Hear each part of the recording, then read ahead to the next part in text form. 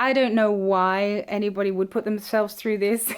My singing teacher in Milan, Leila Kuberli, she says, why do we do this? Because it feels so great when we stop.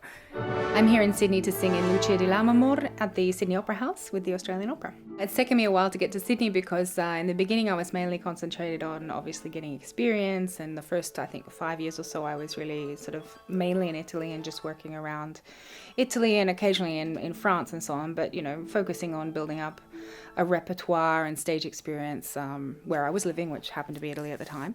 About 3 years ago I changed agents, and the first thing I said was I really would like to sing in Sydney, could you make that happen? And it was one of the first things he did. He sort of got me contracts for Sydney and the Met, and I was like, I made the right choice. I do around 10 productions a year, so it's a lot of roles to keep in my head, and always learning the next ones. There's usually 2 to 3 debuts a year, so that's a good 300 to 400 pages of music to memorize while you're singing another opera. So it happens sort of after rehearsals at 2 in the morning. You're like, ah. My partner says it's better I keep going, because apparently when I stop then I get really annoying. You just start doing it and you keep doing it, you don't really think about it. I think that's the best way to deal with it, because if you thought about it, it's not really a very reasonable way to live.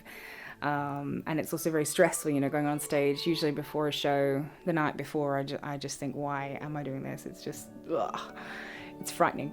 The day after, I'm usually pretty much destroyed physically. And so I think, why did I just do that? And then, I just get into a good headspace just before I go down again for the next show.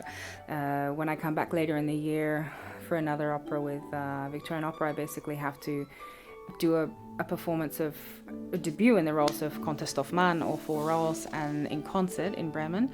And then the next day from Bremen, I fly to Melbourne, and I start rehearsals the next morning.